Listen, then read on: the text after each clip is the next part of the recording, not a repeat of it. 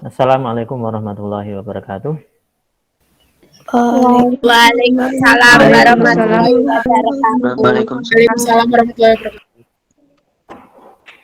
Apa kabar semuanya hari ini di awal bulan ke-10?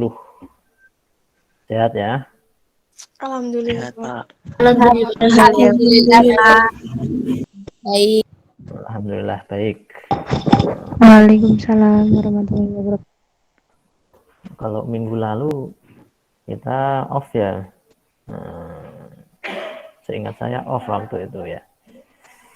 Atau ada tugas itu ya. Ya, Pak. Ya minggu lalu ada tamu dari Bandung sedang monitoring dan evaluasi. Jadi persiapannya sampai 2 hari kemarin itu, Kamis dan Jumat. Jadi tidak fokus ke perkuliahan. Baik, para mahasiswa sekalian, tanpa berpanjang lebar, kalau tugas kemarin itu kita tentang prinsip ya, tentang prinsip Iya, Pak. yang dipegang dan itu diperjuangkan oleh orang tua atau orang dewasa yang kita jumpai. Siapa tahu kemarin ada yang menemui orang yang ada di dekat pondok kita atau orang yang ada di dekat kontrakan atau kos kita, ya, setidaknya sudah dipegang atau dituliskan prinsip-prinsipnya. Dan di antara prinsip yang kemarin diperoleh adalah prinsip Prinsip kedisiplinan kalau nggak salah ya. Dalam mendidik anak usia dini terutama diperlukan kedisiplinan. Kemarin ada yang menulis itu sepertinya. Nah, itu Mohon maaf, Bapak, memotong waktu berbicara sebentar. Itu ada yang mau masuk Google Meet tapi belum diizinkan masuk. iya toh. Sudah Siti Andani.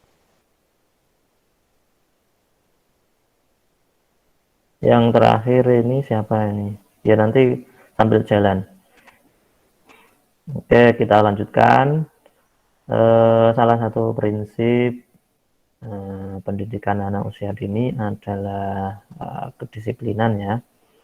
Entah itu kedisiplinan waktu, kedisiplinan tugas anak, dan lain-lain. Nah, disiplin waktu misalnya kalau memang jam 7 sudah di setting oleh orang tua untuk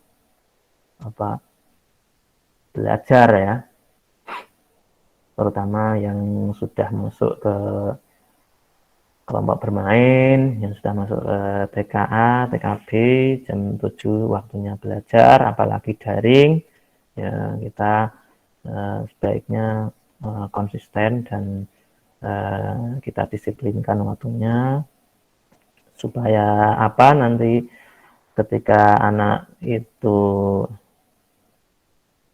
ke depan akan semakin terbiasa walaupun tidak ada pengawasan atau pendampingan dari orang tua kan. Jadi kalau jam 7, kalau terlalu pagi ya jam 7 disiplin waktu untuk sarapan ya jam 7 ya akan sarapan sampai seterusnya jam 7 sarapan, kecuali kalau puasa ini sampai besar jam 7 sarapan.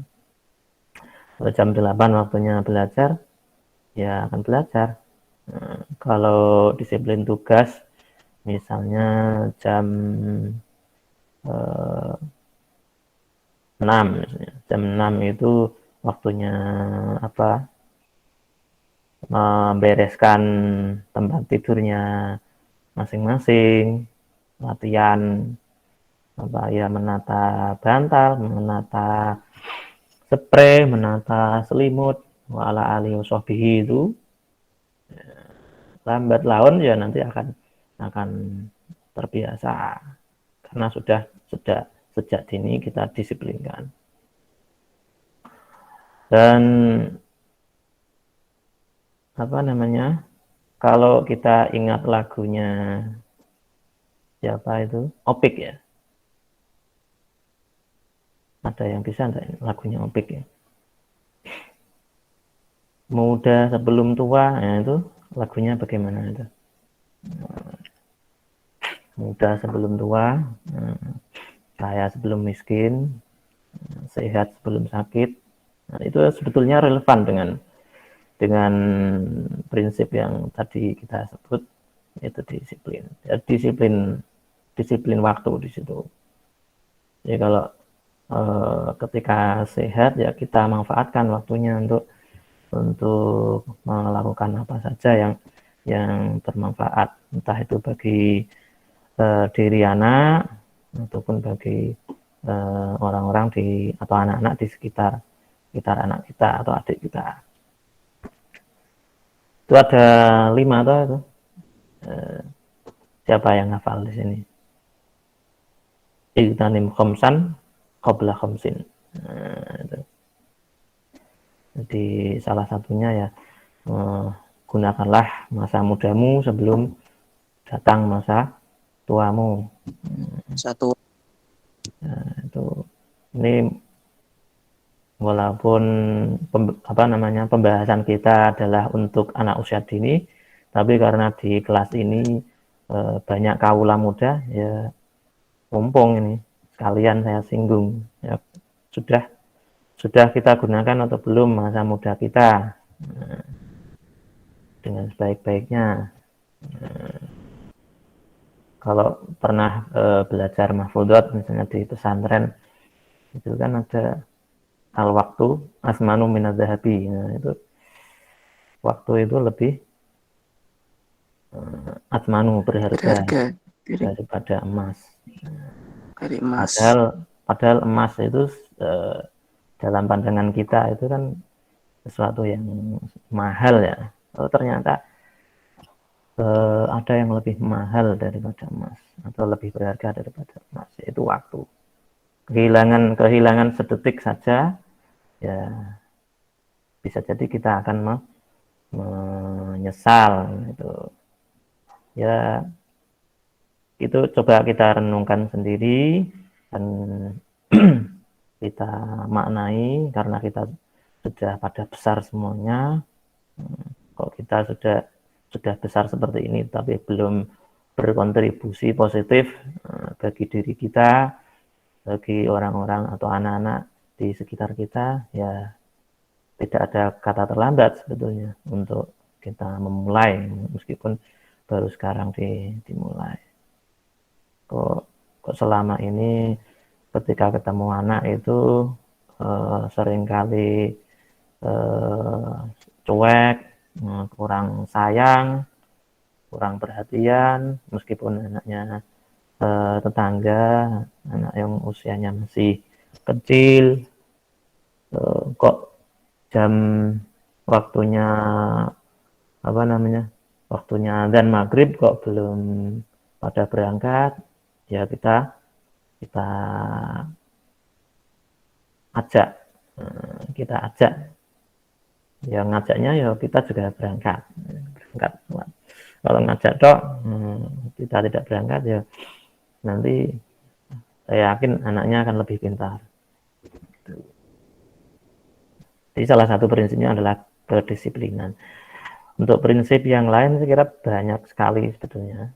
Kalau ada di buku yang biasa saya gunakan acuan, itu ada prinsip yang kita sebut sebagai prinsip teoritis. Jadi secara teorinya dalam mendidik anak itu prinsipnya ada A prinsip 1, 2, 3 dan seterusnya. Ini dapat saya contohkan misalnya di sini prinsip yang nomor 7. Secara teoritis orang-orang sekitar anak, entah itu orang-orang sekitarnya itu masih usia anak-anak atau bahkan sudah dewasa. Jadi ketika interaksi itu mereka berperan penting, karena sedikit banyak orang-orang yang ada di sekitar anak itu akan menjadi guru bagi anak. Ketika Mas Iksan misalnya berinteraksi dengan Mas Piko, berkelompok dengan Mbak Tasam, kemudian Mbak Zeni, ya teman-teman yang ada di sekeliling kita, ya itulah mereka guru kita juga. Kadang-kadang kita tidak menyadari orang-orang yang ada di sekitar kita itu telah menjadi guru kita. Nah, bahkan parahnya kita tidak apa istilahnya, tidak, atau kita pandang sebelah mata, nah gitu ya mudahnya.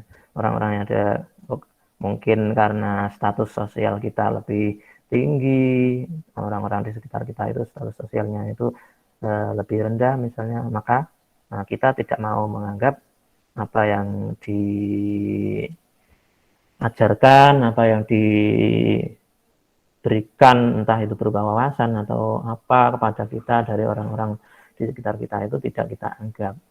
Padahal itu juga ada mahfudotnya itu.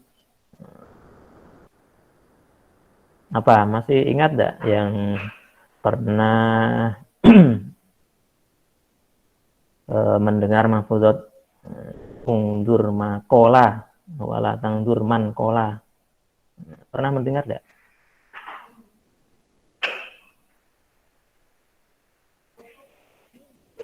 Halo, hadirin hadirat. Belum, Pak. Belum ya? Belum, Pak. Ada mahfudot seperti itu. Ungdur makola wala tangdur man kola. Nah, penyakitnya selama ini saya sendiri juga merasa demikian. Ketika ingin apa istilahnya, mencerna sebuah wawasan, sebuah informasi itu kan kita pertama biasanya melihat siapa yang menyampaikan. Oh, kalau itu misalnya lawan politik kita, nggak usah kita pakai. Padahal yang disampaikan sebetulnya ya sudah sesuai dengan norma, sudah sesuai dengan ajaran Islam misalnya. Tapi berhubung itu adalah lawan politik kita, ya kita abaikan.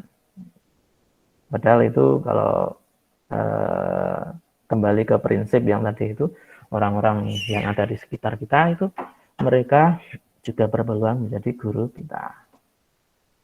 Maka ya cobalah kita latihan bersama. Kalau selama ini kita terlalu melihat atau nangduru mankola, ya coba kita nangduru makola.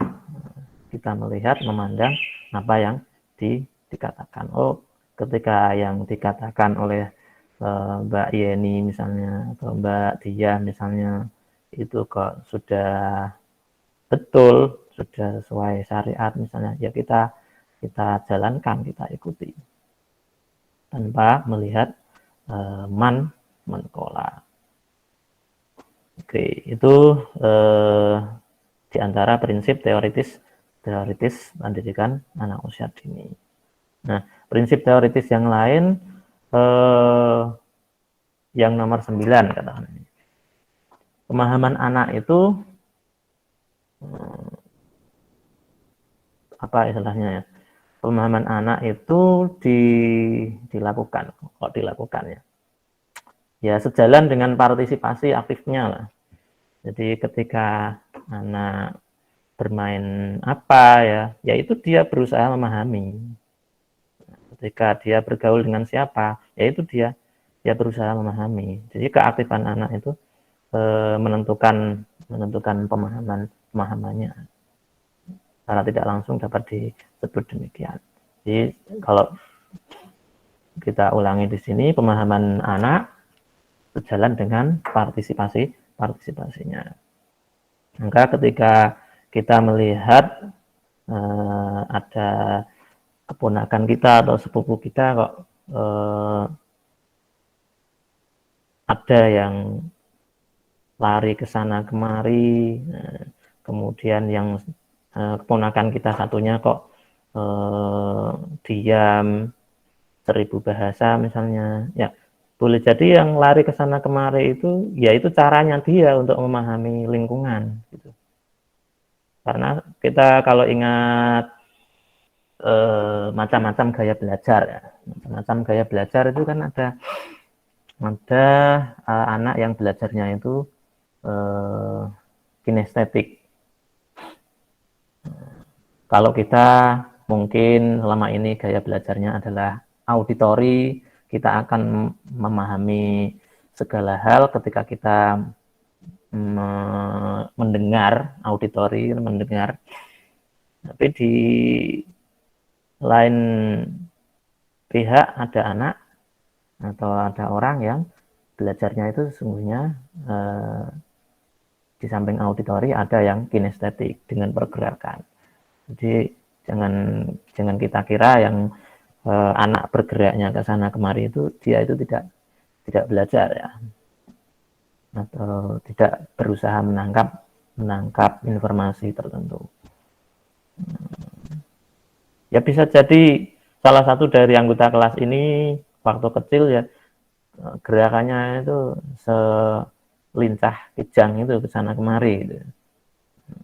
Nah itu bisa kita lihat sekarang ketika kita besar. Oh, biasanya saya juga sering kali mendengar itu anak yang pergerakannya ke sana kemari itu nanti ketika besar ya cenderung mudah menangkap apa yang ada di sekitarnya. Berkali-kali mendengar orang bilang seperti itu. Ya berarti itu kan berdasar dari pengalaman. Kalau tidak ada kejadian kan tidak mungkin orang yang bilang kepada saya itu bilang seperti itu. Berarti orang tua yang bilang itu kayak bahasa Jawanya itu niteni. Oh ketika kecil dia seperti itu, ketika besar oh ternyata nyantolan gitu. Ketika diajak ngomong apa itu paham, diajak membahas apa itu nyaut. Jadi jangan melulu divonis yang seringkali bergerak ke sana kemari ketika anak usia dini, ketika masa kanak-kanak itu anak yang cenderung berulah, ya. Ya kita amati, coba sekali-kali kita amati dan nanti kita titeni waktu besar nanti dia seperti apa. Baik, kita lanjutkan. Kalau tadi contoh dari prinsip teoritis ada 2 ya tadi. Ada 2 yang saya contohkan. Yang pertama tadi apa? Orang-orang yang ada di sekitar anak itu pada dasarnya menjadi guru, ya. Kemudian yang kedua, pemahaman anak itu dari keaktifan partisipasinya. Bagaimana dengan prinsip praktisnya? Ini ada yang dapat saya contohkan itu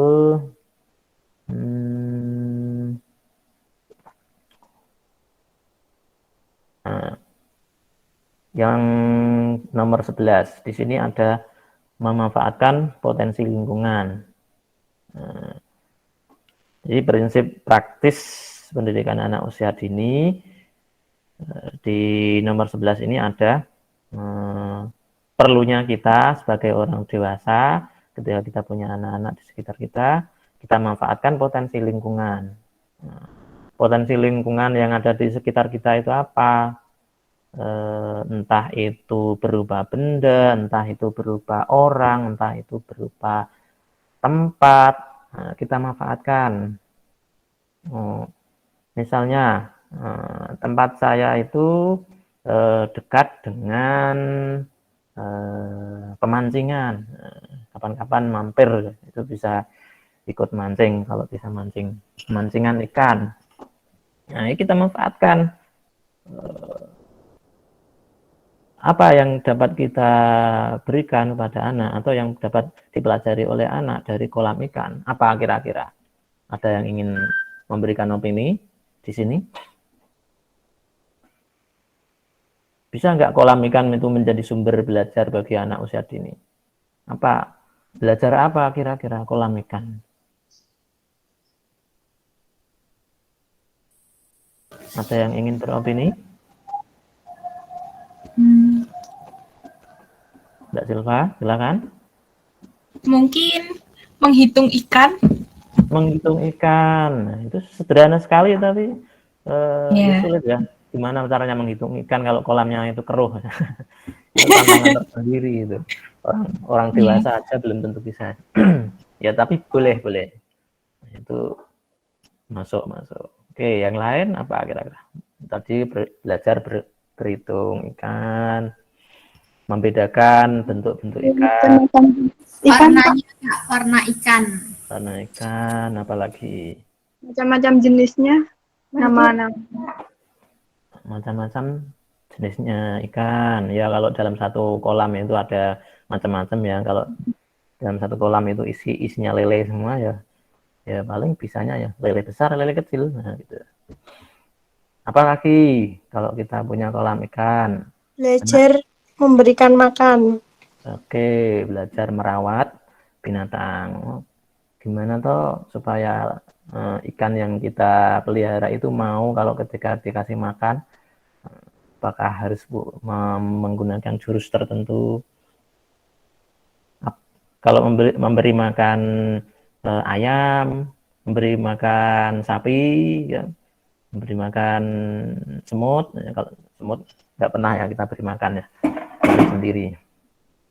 Ya, biasanya ada bedanya ya itunya itu menjadi sumber belajar itu bagi anak-anak kita.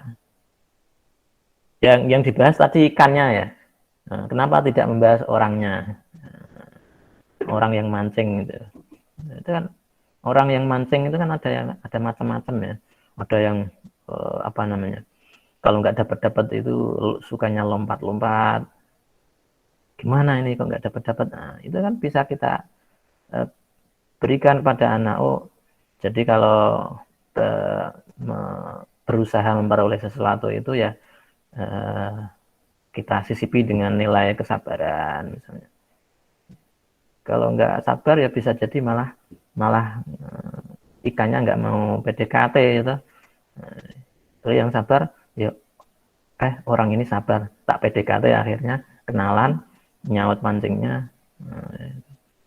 Itu wah ada orang yang ketika dapat itu diam aja. Ini dapat nggak dapat kok diam aja. Ini berarti kan kita belajar mengenal karakter orangnya di situ. Itu baru di kolam ikan. Belum ada yang rumahnya dekat pabrik tempe gitu ada di sini. Ada nggak? Dekat apa, Pak? Dekat pabrik tempe atau pabrik tahu atau pabrik makanan pokoknya. Kalau tadi kan kolam ya. Saya, Pak, yang dekat dengan pabrik tahu. Pabrik tahu Mbak Andani ya. Mbak Andani kalau ditanya proses pembuatan tahu mestinya ya tahu. Nah, ya tahu. Pabrik tahu di dalamnya itu kan orang itu kan akan berproses ya. Dalam membuat tahu itu tidak semudah membalik telapak tangan. Nah, anak bisa kita kenalkan ke sana. Oh, ternyata apa yang selama ini kita makan berupa tahu itu dalam membuatnya itu harus melalui beberapa tahap ya. Dia berangkat dari biji kedelai, kemudian direbus.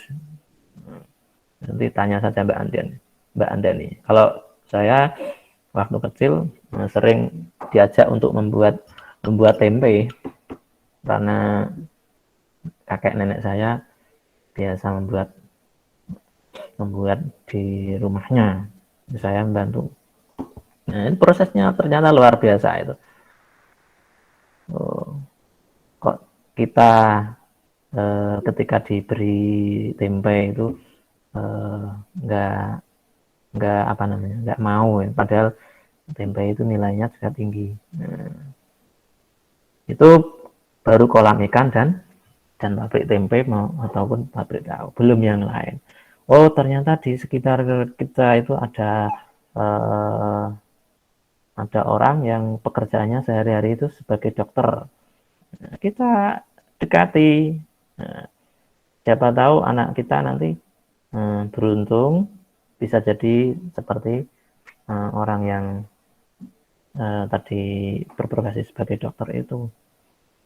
Bagaimana cara merawat diri, merawat orang lain. Biasanya kan dokter itu kan kecenderungannya kan hidupnya bersih terus, hidupnya bersih, hidupnya sehat.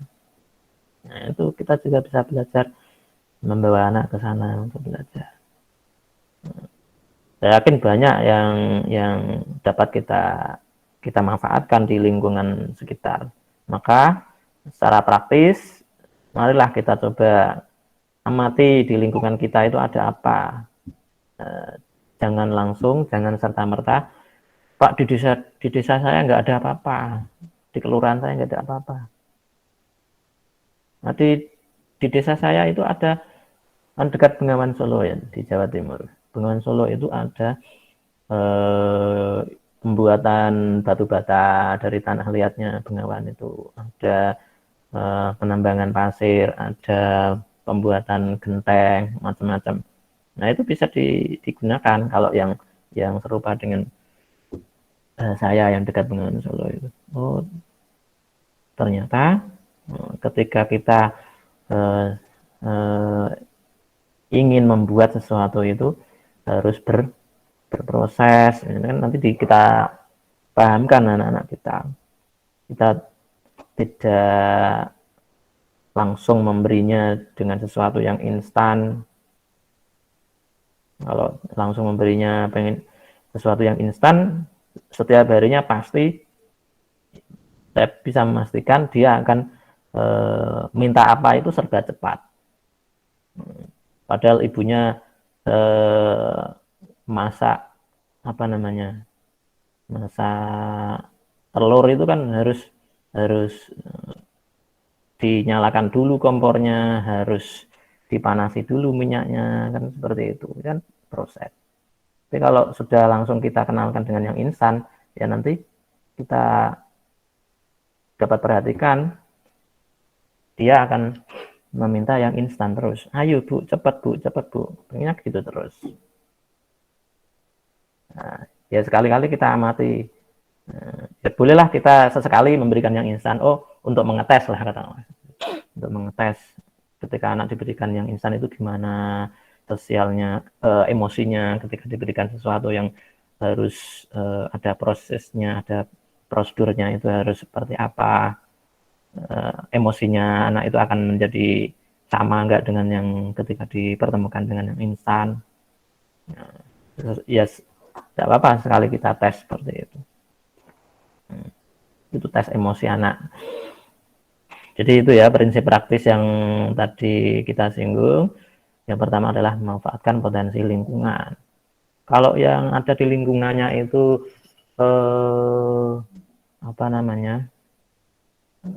yang dekat dengan laut, ya kita kenalkan lautnya. Tidak hanya kita kenalkan lautnya, kita kenalkan cara menjaga diri dari laut. Ya kita ajarkan berenang. Seperti apa yang disunahkan oleh Rasul itu. Ajarkan anak berkuda, memanah, berenang. Kalau berenang berarti ada proses menjaga menjaga diri supaya tetap eksis, supaya tetap hidup. Kalau berkuda itu kita ajarkan pada anak itu bagaimana cara berpindah dari satu tempat ke tempat yang lain. Kalau konteks sekarang kan mungkin tidak banyak kuda atau di sekitar kita. Kita ajarkan untuk lari lah setidaknya. Berarti lari itu berpindah dari satu tempat ke tempat yang lain. Kita ajarkan memanah. Memanah itu esensinya adalah membuat target dan mencapai target. Ya kita ajarkan memanah untuk konteks sekarang. Kalau nggak ada panah ya bola itu bisa kita pakai, atau kalau seperti di Upin-Ipin itu ada sandal, kita tumpuk terus kita lempar dari jauh, itu latihan di situ. Dari situ akan muncul nilai-nilai yang dapat dipetik dan diajarkan pada anak. Prinsip praktis berikutnya misalnya di sini adalah ya ketika mendidik anak ya orientasinya ya pada kebutuhan anak. Itu diantara prinsip praktis berikutnya. Ya, kebutuhan anak itu apa? Nanti secara lebih detail akan kita singgung di pertemuan berikutnya. Tapi setidaknya kebutuhan yang paling mendasar itu adalah kebutuhan yang kaitannya dengan fisik. Nah itu kalau mulai dari pukul 7 pagi sampai 10 kok perutnya belum terisi, kira-kira diajak bermain, diajak belajar itu cepat nyaut atau enggak? Enggak. Nah, itu kebutuhan fisik yang paling menentukan itu sebetulnya. Jadi kita penuhi kebutuhannya terlebih dahulu. Nah, kalau hubungannya dengan perut berarti ya makan minum. Jangan sampai anak-anak kita haus, adik-adik kita kehausan. Sekali-kali kita tanya, kan tadi jam 7 sudah kita tanya bangun tidur sudah minum atau belum. Kemudian jam 9 kita tanya lagi sudah minum setelah makan atau belum. Kok tadi jam 8 habis lari-lari dengan temannya agak jauh, sudah minum atau belum. Khawatirnya anak asik main sendiri, orang tua asik dengan gadgetnya sendiri. Itu musuhnya sekarang itu kan gadget itu. Orang tua pegang gadgetnya sendiri, anak main di los main sendiri. Padahal kebutuhan anak itu kan tidak hanya bermain, dia butuh yang tadi itu saya singgung fisik. Urusan perut, makan minum, kesehatan itu dia butuh. Ketika dia terluka apa yang harus kita lakukan? Kakinya kena duri misalnya, apa yang harus kita lakukan? Tentu dia tidak akan konsentrasi ketika kakinya kena duri diminta belajar. Ya dipenuhi dulu kebutuhan fisiknya. Diamankan dulu. Secara emosional mungkin diamankan dulu,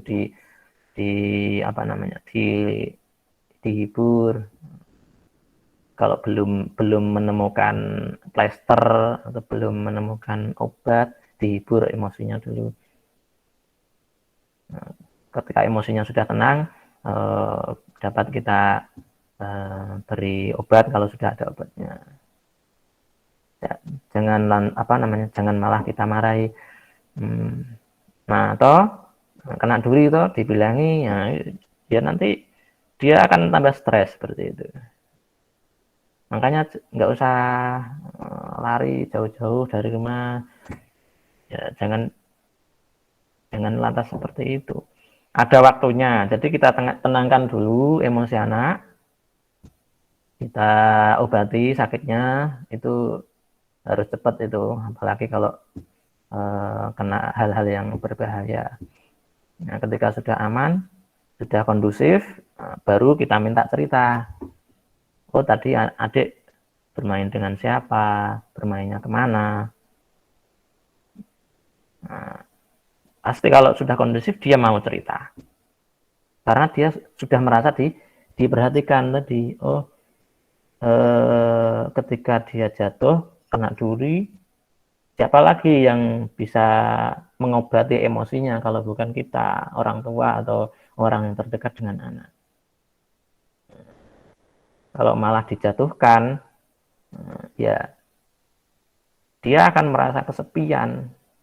Ketika ditanya pun tadi kemana, dia malah nggak akan jawab karena dia merasa asing, tidak dihiraukan, tidak diberikan kasih sayang. Nah, oke, itu dua prinsip teoritis dan dua prinsip praktis. Sebetulnya ada banyak prinsip, tapi biasa hari Jumat itu waktunya pendek sekali. Mas Piko selak mau adzan itu. Ini saya singkat-singkat. Kalau saya lanjut ke materi berikutnya, itu ada materi tentang karakteristik perkembangan anak. Nah, ini sebelumnya ada pertanyaan atau tidak? Tidak, Pak. Tidak, Pak. Belum ya? Oke. Kalau begitu kita coba lanjut. Nah, berbicara tentang karakteristik perkembangan anak, ini saya jadi ingat mata kuliah yang lain. Mata kuliah semester 1 kan ada mata kuliah psikologi perkembangan ya. Iya. Sudah sampai mana itu?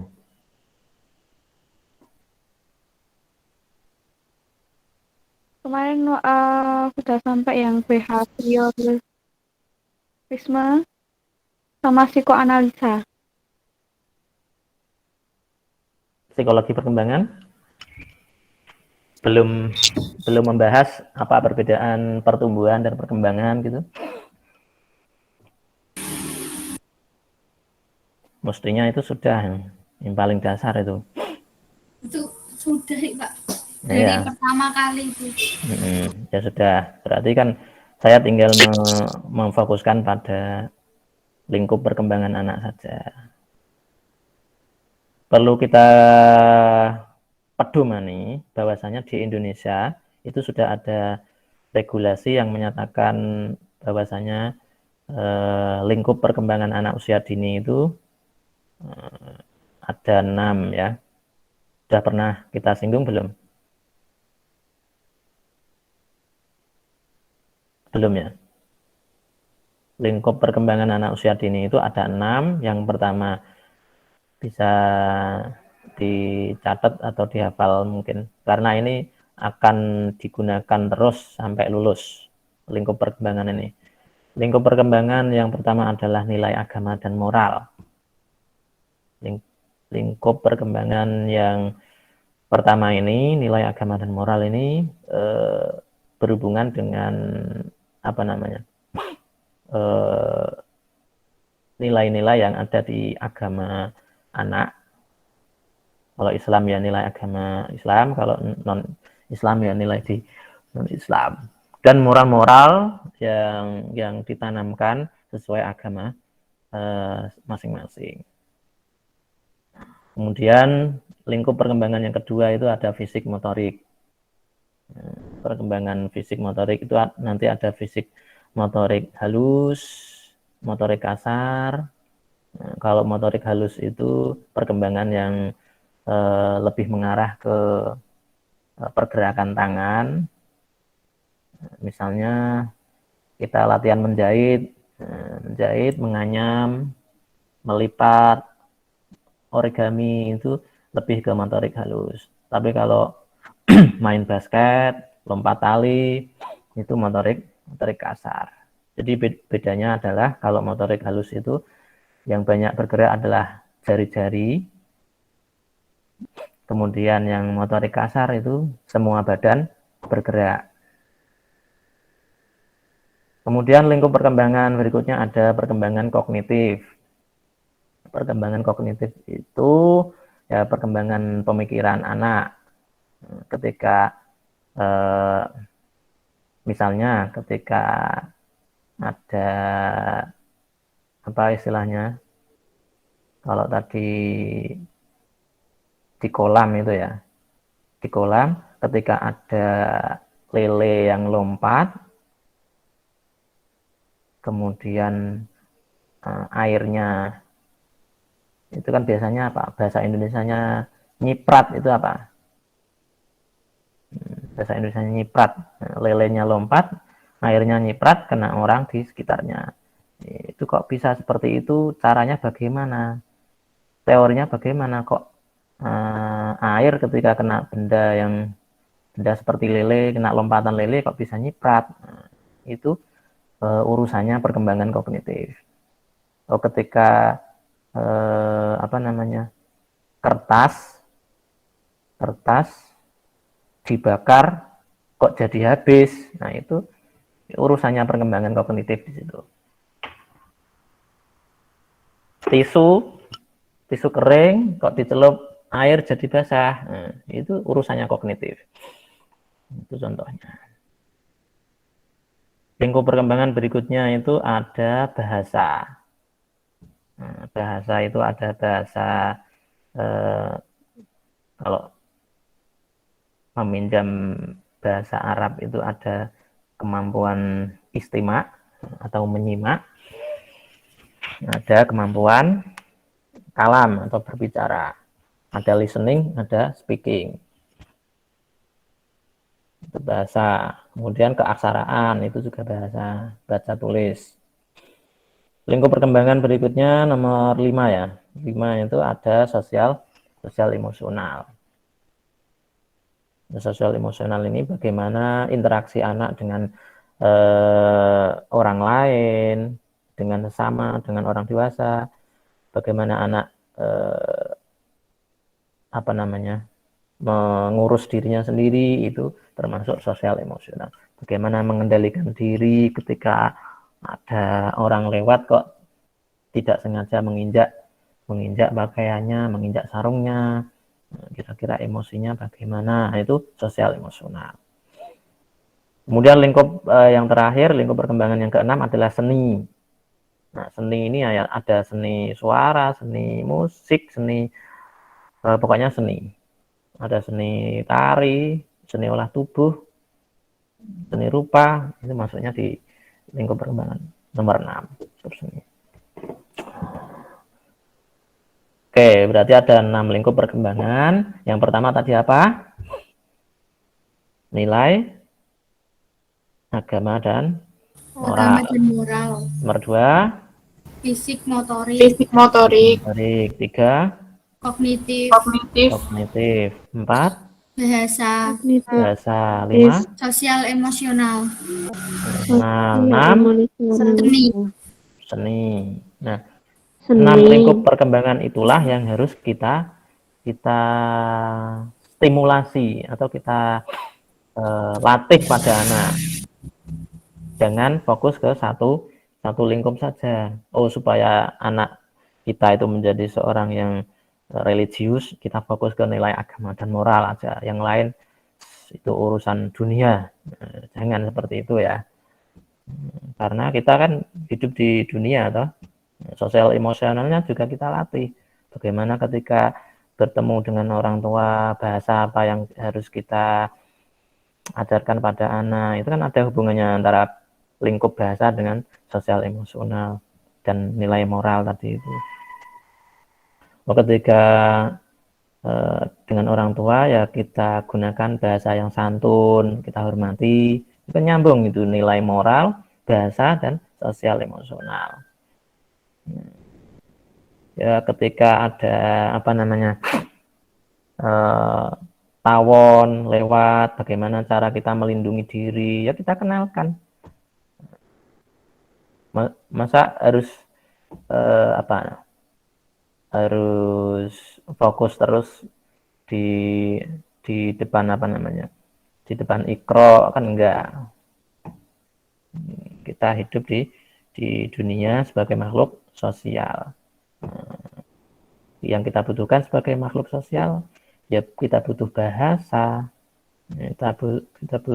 kita butuh kecerdasan emosional, intrapersonal, interpersonal, Nah, maka 6-6-nya kita ajarkan. Gitu ya. Kalau mungkin di sekitar kalian itu masih berfokus pada satu lingkup, ya, karena saat ini kita sudah mengetahui lingkup perkembangan anak itu ada 6, ya, kita ajarkan semuanya. Kita bila perlu satu paket duduk, jadi dalam satu duduk itu 6-6-nya itu dapat, tidak fokus ke satu hal. Oh, ketika belajar tentang doa, itu kan nilai agama, berdoa sebelum makan. Nah, supaya anak-anak tidak jenuh, kita masukkan nilai seni di sana. Seni apa? Seni suara. Cara berdoanya yang biasanya itu dibaca secara konvensional, kita lakukan, kita iramakan, naik turun intonasi. Itu akan semangat itu anak-anak. Contohnya langsung ya, anak saya yang nomor 2 kalau bangun tidur, oh ya tadi belum berdoa. Nah, bangun tidur gimana adik doanya? Alhamdulillahi allazi ahyana ba'dama amatana wa ilaihin nusyur. Semangat ya. Kalau dibaca biasa, di samping mungkin dia kurang semangat, mungkin juga hafalnya lama. Berarti kan kedua itu, kita latihan nilai agamanya, kita latihan nilai seninya. Itu ya. Coba yang, karena kita mau tidak mau akan menjadi, cepat atau lambat akan menjadi orang tua. Jadi kita menjadi orang tua tidak militer, terus tidak ya sekali yang lunak. Kita ajarkan, kalau yang apa namanya, biasanya diajarkan nyanyian cicak-cicak di dinding, ya sekali kita ajarkan selawatan biar lunak. Yang biasanya yang laki-laki ditempa untuk bisa lompat tinggi, ya sekali kita kondisikan rohaniahnya layak imbang. Begitu ya kira-kira. Kalau saya contohkan misalnya karakteristik perkembangan anak usia dini. Nilai agama moral untuk anak yang usianya 6-9 bulan itu biasanya pada umumnya 6-9 bulan itu anak sudah bisa mengamati berbagai hal yang ada di sekitarnya. Ya ciptaan Tuhan lah. Kalau nilai agama dan moralnya, bisa mendengarkan berbagai doa, lagu religi, ucapan yang baik, Asmaul Husna. Ya nanti akan ada bedanya ketika nilai agama dan moralnya anak usia 6-9 bulan dengan anak yang usianya 3-4 tahun. Misalnya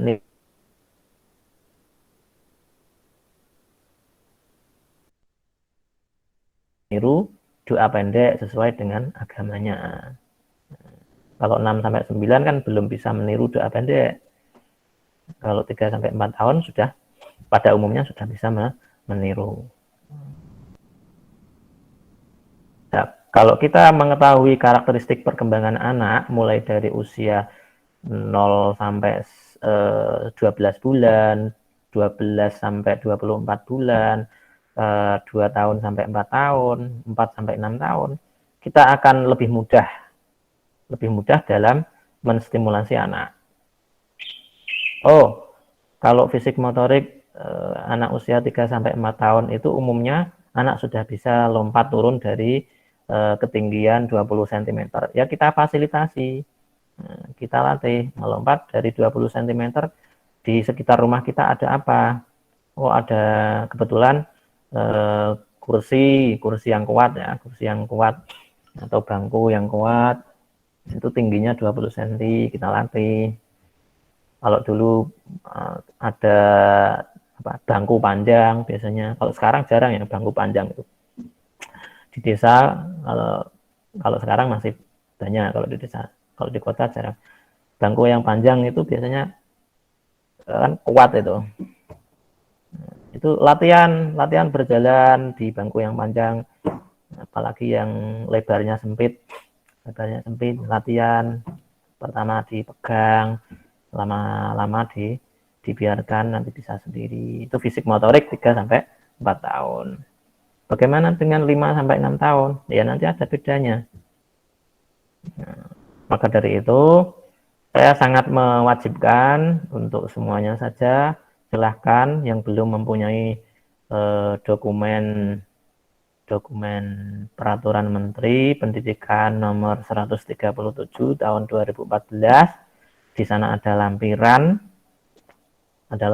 isinya tingkat pencapaian perkembangan anak mulai dari 0 sampai 6 tahun. Nah, silahkan diunduh. Harus dimiliki itu, sampai lulus harus punya itu mahasiswa PIAUD. Bahkan mahasiswa PG PAUD punya itu.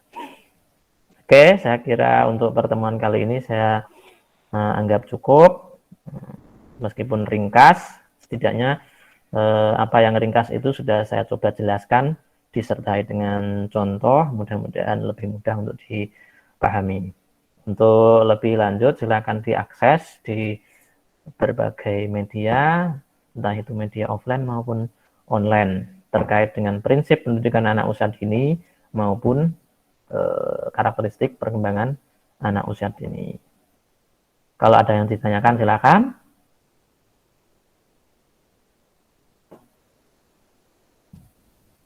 Tidak ada, Pak. Tidak ada ya. Oke, silakan digarisbawahi sendiri. Mari pertemuan pada Jumat yang penuh barokah ini kita tutup dengan baca hamdalah. Alhamdulillahirabbil alamin. Mudah-mudahan sedikit banyak bisa bermanfaat bagi kita semuanya.